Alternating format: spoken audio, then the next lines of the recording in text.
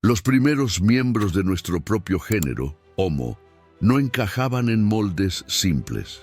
Eran una mezcla desconcertante, cuerpos que todavía recordaban a los australopitecos de los que venían, pero con un destello nuevo en los ojos, una chispa de ingenio que comenzaba a separarlos del resto de los animales. Homo habilis fue el emblema de esa transición, mitad mono en apariencia, mitad pionero en su forma de pensar.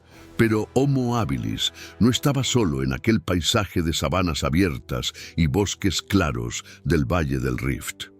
Por las mismas orillas, entre polvos amarillentos y riberas anchas, caminaba otro personaje más enigmático, Homo rudolfensis.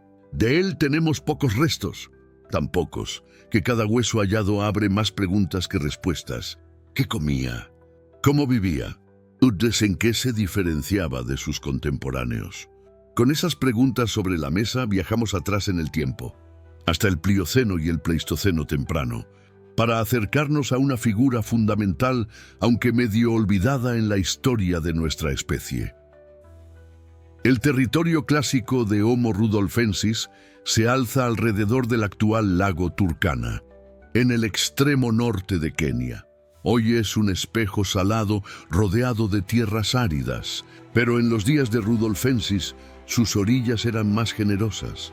Riberas verdes, zonas encharcadas, vegetación de ribera y fauna abundante. El nombre de la especie se ancló a ese lugar por un detalle histórico.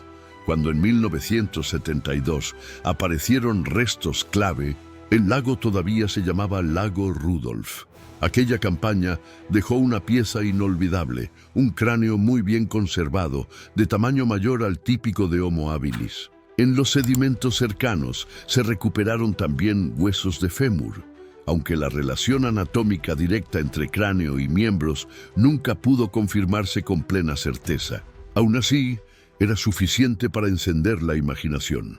El hallazgo se vinculó al trabajo del paleoantropólogo keniano Richard Leakey, una figura clave tanto para la ciencia como para la conservación en África. Con el paso de los años, a ese primer golpe de suerte se sumarían otras manos y otros ojos. El legendario buscador de fósiles Kamoya Kimeu y el recolector local Bernard Ngeneo aportarían nuevos fragmentos en la región turcana. Cada pieza añadía tensión al rompecabezas. A partir de los primeros restos, Leakey propuso una reconstrucción del cráneo de Homo rudolfensis, un rostro relativamente plano, con capacidad craneal considerable para su época.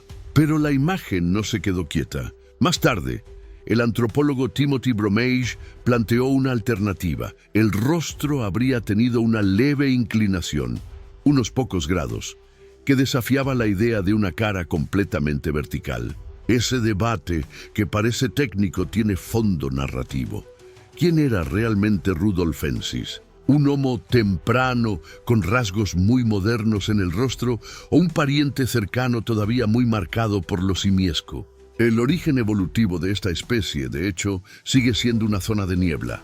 En 2003, el antropólogo australiano David Cameron retomó una propuesta del investigador Mark Collard y se aventuró con una hipótesis atrevida. Quizá Kenyanthropus platyops, hallado también cerca del lago Turkana, podría estar relacionado con la ascendencia de Homo rudolfensis. Incluso se barajó, en algunos marcos, reubicar a rudolfensis más cerca de Australopithecus o de los parántropos, la línea robusta, antes que de Homo habilis. Otros investigadores se fueron al extremo opuesto. Para ellos, rudolfensis no sería una especie separada, sino parte de la variación dentro de Homo erectus. ¿Quién tiene razón? El registro fósil aún no lo decide. Etiopía y Malawi han ofrecido fragmentos que podrían pertenecer a Homo rudolfensis, pero ninguna evidencia es lo bastante contundente como para cerrar el caso. De momento, la mayoría de los especialistas mantiene a rudolfensis como entidad propia, diferenciada tanto de habilis como de erectus, y probablemente más próxima a la primera. Para entender dónde encaja Rudolfensis dentro del género Homo, hay que mirar a piezas pequeñas que cambian la historia. Un ejemplo es la mandíbula Ledi Geraru LD 351 de Etiopía, con una antigüedad estimada entre 2,7 y 2,8 millones de años. Se ubica peligrosamente cerca del origen del linaje humano. Por posición y edad, se ha sugerido que podría pertenecer a Homo rudolfensis o quizá a Homo habilis. Y algunos no descartan que represente un ancestro común aún más basal. Lo cierto es que esa mandíbula abrió un corredor cronológico donde Rudolfensis pudo haber sido protagonista temprano o, al menos, un ramal que corría en paralelo al arranque del género. Conclusión temporal. La raíz de Homo fue plural, no lineal. Varias formas semejantes compartieron paisaje y tiempo, explorando soluciones biológicas parecidas, y Rudolfensis estuvo allí, en el centro del tablero. Imagina el rostro de Homo rudolfensis. No es el nuestro, pero tampoco es el de un simio actual. La cara, algo más plana que la de los australopitecos, era ancha, lo que hacía que ojos y boca parecieran más pequeños en proporción. La frente era baja, el puente nasal algo aplastado, rasgos que aún evocan a gorilas o chimpancés. Pero hay un detalle que define su dieta: molares grandes con esmalte muy grueso, de los más densos en nuestros parientes fósiles, combinados con mandíbulas robustas. Reducido, una mordida poderosa, hecha para alimentos duros o fibrosos sin desgaste excesivo. En talla, no era un gigante. Un macho adulto quizá apenas superaba 1,65 m, y las hembras rara vez alcanzaban el 1,5 m. El peso rondaría los 60 kilos en varones y algo más de 50 kilos en hembras. Como otros homínidos tempranos, probablemente conservaba un pelaje corporal notable, un abrigo funcional que habla de su ascendencia australopitecina y de ambientes más frescos que los que más tarde conquistaría Homo erectus.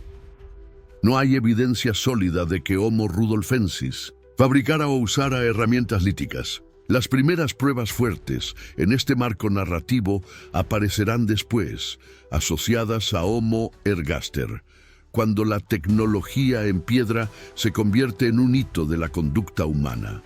Pero que Rudolfensis no tallara rocas no significa que no comiera carne. La estrategia puede haber sido otra: carroñeo oportunista, intimidación de pequeños depredadores, aprovechamiento de restos. El menú base seguiría anclado en frutos, raíces, tubérculos y vegetación dura, con aportes animales cuando la ocasión lo permitía. Imagina grupos desplazándose entre bosques ralos, sabanas y colinas, siguiendo estacionalidad, agua y alimento. Una vida nómada resiliente, sin la ventaja tecnológica que más tarde distinguiría a nuestros descendientes, pero suficientemente astuta para perdurar. A diferencia de formas posteriores, Homo rudolfensis no estaba hecho para correr largas distancias ni para perseguir presas hasta el agotamiento. Su complexión, compartida en ciertos rasgos con Homo habilis, era más baja y robusta. Su supervivencia, más que en la velocidad, descansaba en la astucia y la oportunidad: capturar presas pequeñas, rebuscar restos, migrar cuando el clima se endurecía, escarbar raíces cuando la sequía apretaba. A medida que el ambiente africano se volvía más seco, las raíces y tubérculos ganaron peso en la dieta. Las manos, aunque aún no tecnológicas, podían servir para desenterrar alimentos subterráneos con eficacia. Como todo gran simio, Homo rudolfensis era profundamente social. El crecimiento cerebral no se entiende sin estructura de grupo. Es razonable pensar en jerarquías comparables a las de chimpancés actuales: acicalamiento mutuo para crear vínculos, alianzas y tensiones. Quizá un macho dominante protegiendo a varias hembras y controlando la reproducción. Dormían cerca de la arboleda, viajaban juntos, encontraban seguridad en el número. Sus brazos relativamente largos sugieren que, cuando el peligro se asomaba, la trepa seguía siendo una estrategia defensiva de primer orden. No eran plenamente terrestres como Homo erectus. Vivían entre dos mundos. El borde del lago Turkana fue, durante el Plioceno tardío y el Pleistoceno temprano, una encrucijada evolutiva. Allí convivieron varias formas humanas.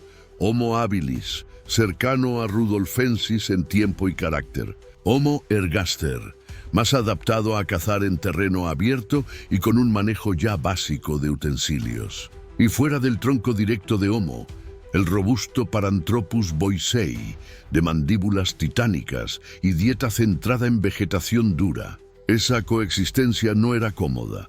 Homo rudolfensis y Homo habilis compartían hábitat, recursos y oportunidades. La superposición ecológica probablemente derivó en competencias territoriales, desde advertencias vocales y exhibiciones físicas hasta choques que, en ocasiones, pudieron escalar a la violencia.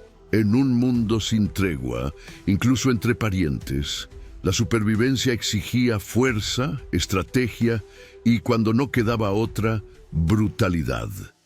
Allí, rodeados de depredadores, comenzó el verdadero juego de la vida. Un paso en falso y la historia cambia. Si te asombra lo que vino antes del ser humano, suscríbete y acompáñame en este viaje al origen. No olvides ver el video que he preparado para ti sobre la primera palabra de la humanidad. Nos vemos en el próximo video.